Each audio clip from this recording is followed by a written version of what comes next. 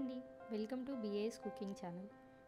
చాలా simple and ఈజీగా చేసుకునే ఆలు బఠానీ కర్రీ ఎలా చేయాలో చిన్న చిన్న సీక్రెట్స్తో ఈరోజు మీకు చెప్తాను. ముందుగా ఆనియన్స్, చాలా సన్నగా తరిగి పెట్టుకున్న ఆనియన్స్ అండ్ ఈ కర్రీకి చాలా ఎక్కువ టమాటా అవసరం పడతాయండి. కొంచెం కొత్తిమీర, టమాటా అండ్ 4 మిర్చి మిక్సీ జార్లో వేసుకొని మిక్సీ పట్టుకొని పక్కన పెట్టుకోండి. తర్వాత బాండీలో ఆయిల్ వేసుకొని ఆవాలు, జీలకర్ర వేసుకొని అవి చిటపటలాడిన తర్వాత ఆనియన్ వేసుకొని వేపుకోవాలి. వీడియోని స్కిప్ చేయకుండా చూడండి. టమాటాల పుల్లదనం సరిపోలేదు అనిపిస్తే మీరు ఆమ్చూర్ కూడా వాడుకోవచ్చండి. అండ్ ఆనియన్ సగం వేగిన తర్వాత అల్లం వెల్లుల్లి పేస్ట్ వేసుకొని అది పచ్చివాసన పోయేంత వరకు వేపుకొని దాని తర్వాత ఇప్పుడే ఈ స్టేజ్లోనే ధనియాల పొడి వేసుకోవాలండి. పంజాబీ స్టైల్లో ధనియాల పొడి ఈ స్టేజ్లోనే వేస్తారు. ఇప్పుడు మనం ముందుగానే మిక్సీ పట్టుకున్న టమాటా, కొత్తిమీర, పచ్చిమిర్చి పేస్ట్ని ఇందులో వేసి మూత పెట్టి ఉడకనివ్వాలి. 5 మినిట్స్ తర్వాత ప్యూరీలోంచి ఇలా ఆయిల్ సపరేట్ అవుతూ కనిపిస్తున్నప్పుడు రుచికి సరిపడా కారం, పసుపు వేసుకొని బాగా కలుపుకోవాలి. మూత పెట్టి ఉడకనిచ్చి మళ్ళీ మధ్య మధ్యలో కలుపుతూ ఈ ప్యూరీలోంచి పూర్తిగా వాటర్ అంతా ఎవాపరేట్ అయిపోయి ఆయిల్ అంతా సపరేట్ అవ్వాలి.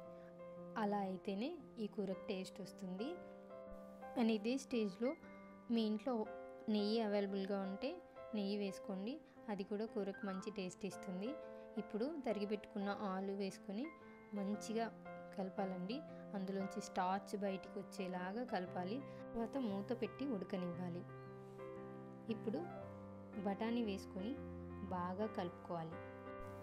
ఇప్పుడు రుచికి సరిపడా ఉప్పు వేసుకొని కలుపుకొని మంటని పూర్తిగా లో ఫ్లేమ్లో ఉంచి మూత పెట్టుకొని ఒక 5 నుంచి 10 నిమిషాలు కూరను అలాగే వదిలేయాలి. తర్వాత చూస్తే కూరలోంచి మొత్తం ఆయిల్ అంతా సపరేట్ అవుతూ కనిపిస్తుంది.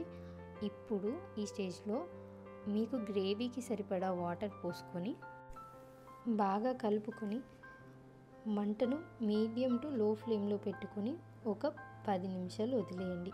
ఇప్పుడు చూడండి ఇంత చిక్కగా వచ్చిందో గ్రేవీ.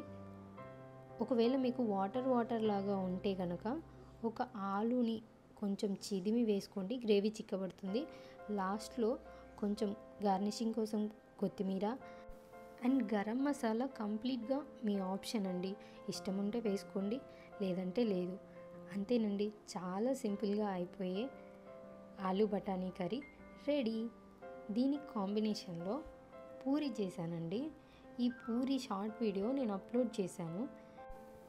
పూరి మంచిగా పొంగాలంటే 3 టిప్స్ పాటిస్తే సరిపోతుంది. 1, పూరిని రుద్దుకునేటప్పుడు ఒకవైపు మాత్రమే రుద్దుకోవాలి. అలా ఒకవైపు రుద్దుకోవడం వల్ల పూరి మంచిగా పొంగుతుంది.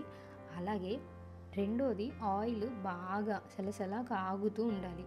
అలాంటప్పుడు మాత్రమే మనం పూరిని దాంట్లో వేపుకోవాలి. అండ్ పూరిని వెంటనే, అంత కాలుతున్న నూనెలో పూరిని వెంటనే ఫ్లిప్ చేయాలండి, లేకపోతే పూరి మాడుతుంది. ఫ్లిప్ చేసిన వెంటనే వేడివేడి నూనె ఆ తిప్పిన పూరి మీద వేస్తే పూరి చాలా ఈజీగా పొంగేస్తుందండి. పూరిని ఎక్కువసేపు కాల్చకూడదు, గట్టి పడిపోతాయని గుర్తుపెట్టుకోండి. అంతేనండి, ఆలు బఠానీ కర్రీ, దాని కాంబినేషన్లో పూరి అండ్ రైస్తో ఈ కర్రీ చాలా అంటే చాలా బాగుంటుంది. నా రెసిపీ మీకు నచ్చినట్లయితే please like, share and subscribe చేయండి. మీరు కనుక రెసిపీ ట్రై చేసి ఉంటే ఎలా ఉందో ప్లీజ్ కామెంట్ చేయండి.